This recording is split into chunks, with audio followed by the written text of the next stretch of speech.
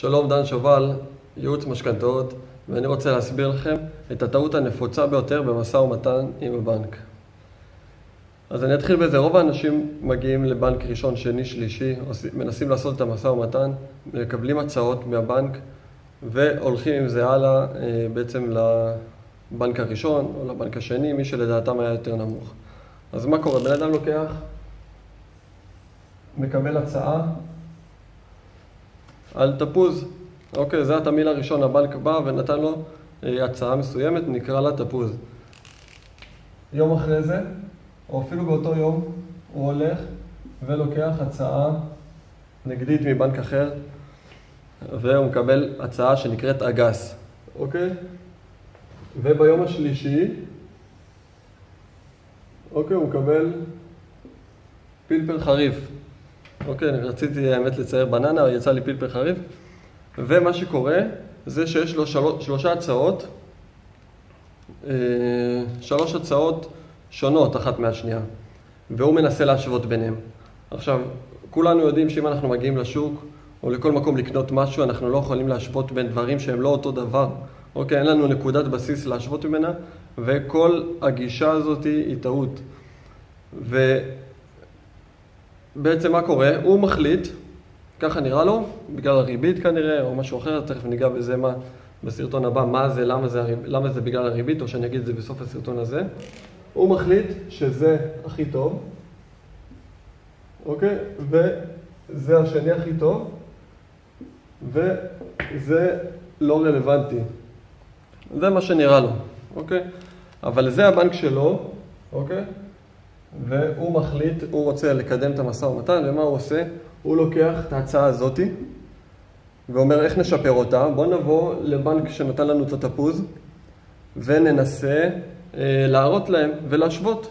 אולי ישבו את האגסים לתפוזים, ונסו לעשות לנו איזה סלט פירות כזה, ולתת לנו הצעה יותר טובה. אז הוא הגיע עם האגסים לתפוזים, הוא אומר לבנק, אני רוצה הצעה, תראה מה קיבלתי פה קיבלתי אגס, לך אתה אמרת לי תפוז, בוא תן לי משהו יותר טוב מאגס. ומה קרה? הבנק נתן לו הצעה רביעית, אוקיי, עכשיו ננסה בננה, ננסה. אוקיי, קיבל בננה. עם בננה יותר טוב מזה, אולי, אוקיי, אז נקרא לזה 1ב'. לדעתו זה נראה לו יותר טוב, כי ישב מולו נציג מחירות של הבנק והסביר לו שהבננה הרבה יותר טובה. עכשיו התפוז לא רלוונטי, יש לנו את זה. יכול להיות שהוא יבוא עם הבננה לאגסים, אולי ינסו להשוות את שניהם. מה שאני בא להראות לכם שההצעות הן לא אותו דבר. הבנק יושב עם מד רווחיות. אוקיי, הוא יושב עם מד רווחיות ומעלה את מה שרווחי לבנק. ובסוף הוא לא נותן משהו יותר טוב, אלא הוא נותן משהו אחר. יכול להיות שהריבית נמוכה יותר, אבל שימו לב, הריבית זה לא המלך של המשכנתה. אוקיי, או יותר נכון, הריבית היא לא המלכה של המשכנתה. יש דברים נוספים.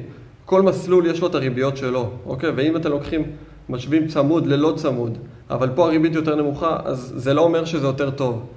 אם אתם משווים משתנה לקבועה, אז במשתנה הריביות נמוכות יותר, אבל זה לא אומר שזה יותר טוב. אז אני לא אומר לקחת הכל קבוע לא צמוד, כי זה מקסימום כנסות, מקסימום, מצד אחד מקסימום ביטחון, אבל גם מינימום אפשרויות לשינויים, עלויות הכי גבוהות, החזר חודשי הכי גבוה, אז שזה גם לא מה שאנחנו רוצים. אז מה אני בא להגיד? אני מתכנן ללקוחות שלי את מה שהכי מתאים להם, ואנחנו לוקחים למשל הצעה של תמהיל מסוים, אוקיי? והתמהיל הזה זה משהו שאני מכין בבית, אוקיי? אתה בא מהבית, לא משנה בייעוץ, לא בייעוץ, ואתה מקבל טבלה כזאת, שזה בעצם המסלול, הסכום, התקופה, הריבית. אתה יודע כל מה שאתה צריך לדעת על המסלול הזה. אתם יודעים, יש לי מערכה איך זה מתנהג בעתיד. אוקיי, גרף החזר חודשי לתקופה, זה תואם את כלכלת המשפחה, את כל הגישה של מבחינת להגיע לשיא של הכנסות ואז שההחזרים ירדו. זה כולל עניין של מחירה עתידית. כל מה שקשור לעסקה שלכם ולהתנהגות הכלכלית שלכם ולאפשרות שלכם לחסוך, זה נמצא בדוח הזה. כשאתם מגיעים עם זה לבנק, אתם אומרים, הנה, זה מה שאני רוצה. אוקיי, או שאני עושה את זה בשביל הלקוח, אבל אני אומר, באופן כללי, עדיף להגיע עם תמיל. אוקיי, לא משנה אם בייעוץ או לא בייעוץ. ואז מה שקורה, אתם באים לבנק ראשון, שני, שלישי, עם אותו תמיל. אוקיי, אם תמיל זה שפה זרה, אז תמיל זה בעצם החלוקה הזאת, הטבלה הזאת שמקבלים של המשכנתה, שמפרטת את המסלול והתקופה, והריביות והכל.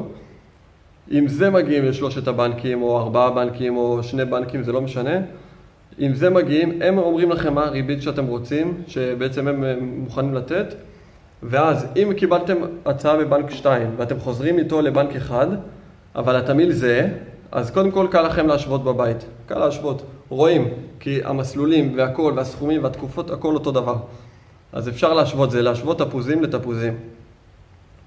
אחרי זה, שאתם באים לבנק, אוקיי, עושים את הסיבוב השני בעצם, חוזרים לבנק הראשון או לבנק השני, אז מה שקורה זה שהפקיד אין לו ברירה אלא להוריד את המחיר של המשכנתה. הוא לא יכול לשחק איתכם, הוא לא יכול להגיד לכם, טוב, אז בואו נשנה פה, בואו נשנה שם. כל השינויים האלה הם לא רלוונטיים, זה מה שאתם רוצים, זה מה שטוב לכם, זה מה שחוסך כסף. 80% מהחיסכון נמצא בתמיל משכנתה ולא בריבית הסופית, אוקיי? ועם זה אתם מגיעים ואתם מקבלים את המחיר היותר טוב על זה. אם אני רוצה לקנות מקרר, אז אני בודק את אותו סוג של מקרר ועושה השוואה בין כמה חנויות. ואני יכול להגיד לאותה חנות שקיבלתי הצעה יותר טובה על אותו מקרר של סוני, אבל אני לא יכול להגיד לו, שמע, קיבלתי הצעה על משהו אחר יותר טובה. לא, זה משהו אחר.